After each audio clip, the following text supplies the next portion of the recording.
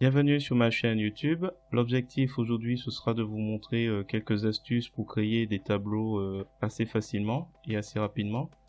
Donc c'est des astuces qui consistent à mettre rapidement par exemple une série de nombres lorsqu'on est dans Writer de LibreOffice. Voilà. Et la création d'un tableau formaté, préformaté. Si vous trouvez l'idée intéressante, je vous remercie de me mettre un pouce vers le haut et de me laisser un commentaire. N'hésitez pas également à vous abonner à ma chaîne pour voir d'autres contenus de ce genre. Donc là, on va partir sur une nouvelle page et on va imaginer qu'on a fait une série de... Donc on a fait une série, donc ça c'est chaque paragraphe et qu'on veuille transformer ça en tableau. Donc vous pouvez mettre tout ça en surbrillance ou quand vous placez le curseur au premier élément, vous appuyez sur le bouton Shift. Vous maintenez le bouton Shift ou Maj appuyé et vous cliquez à la fin pour tout sélectionner. Alors vous avez la possibilité, soit vous faites insérer un tableau. Donc là on voit qu'il y a des lignes qui sont apparues. Vous resélectionnez le tout, vous faites un clic droit de la souris. Vous pouvez aller soit sur propriété du tableau, soit ici, vous descendez à propriété, donc dans le menu tableau propriété, pour faire apparaître les bordures et après vous décidez de la taille du trait et ainsi de suite. Quand vous êtes là, si vous voulez pas vous embêter, vous allez tout faire dans le menu tableau. Vous pouvez par exemple ajouter une colonne après. Là on voit le trait. Il faudra sans doute là je fais un clic droit de la souris, voilà, là on voit qu'il n'y a pas, ajouter, ainsi de suite. Même chose pour la ligne, vous pouvez le faire ici aussi, là en laissant le curseur de la souris sans cliquer, on voit ce qu'il nous dit, donc ligne en dessous. Le dessin est assez explicite et tant qu'on clique, il peut rajouter les lignes en dessous. Même chose dans l'autre sens. Voilà. Une petite astuce basique, imaginons qu'on veuille rajouter une série de chiffres pour énumérer dans un tableau. Donc là j'ai utilisé pour cela la numérotation ou F12, la liste numérotée. C'est une possibilité qui vous est offerte, donc c'est un peu bougé on dirait. Liste numérotée, voilà, c'est une autre possibilité qui vous est offerte. Donc vous pouvez faire ça et après couper. Là je supprime tout et je fais un collage spécial.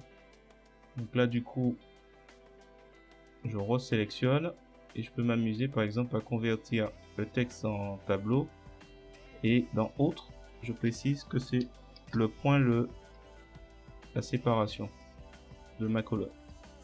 Comme ça j'ai mes chiffres. Bon, ça c'est une petite bidouille, c'est pas vraiment quelque chose de fantastique à faire. Après même chose, on souligne le tout, on fait un clic droit de la souris, on va dans tableau, le menu tableau et on fait apparaître les styles. La possibilité de faire apparaître un nombre en dessous du tableau, on choisit. Là c'est le remplissage qu'il est possible de faire dans le cellules. Voilà, on a une série de possibilités. Je fais un CTRL Z. Dernier élément que je peux vous présenter. Il est possible de faire juste au démarrage insérer un tableau. On met un nom de tableau, un nombre de colonnes, on prédéfinit tout, le nombre de colonnes, le nombre de lignes, ainsi de suite. Et voilà, on définit une en-tête qui peut être répétée et ne pas être scindé quand il est entre deux tables, deux pages. Donc là par exemple, je sélectionne un peu au hasard le style, il n'y a pas d'obligation. On va agrandir un peu.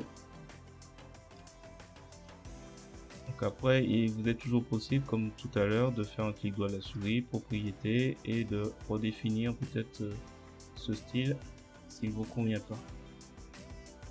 Voilà. Autre élément qui peut être intéressant quand on est dans les tableaux. Alors ça peut être le fait de scinder les cellules. Scinder. Donc, par exemple, on a cette cellule. Alors, soit on a comment on appelle ça, scinder les cellules. Soit on a le bouton tout en haut, donc on clique et là il nous dit si on veut scinder horizontalement, donc c'est assez clair au niveau du dessin. Donc là ce sera la ligne, on va faire un essai. Voilà, donc là on a notre cellule qui est scindée en deux dans le sens de horizontale. Là, on va revenir. Là ce sera la colonne, donc là on a les deux éléments séparés. On peut faire la même chose. En allant dans le tableau, dans le menu tableau, scinder, on en retrouve un peu la même chose. Donc on peut scinder en 3, en 4, ainsi de suite. Là j'en ai fait en 5. Voilà. C'était un tour rapide. J'espère que ça vous a plu. Si c'est le cas, merci de me mettre un pouce vers le haut. Et n'hésitez pas également à me mettre un commentaire. Et sur ce, je vous dis à bientôt.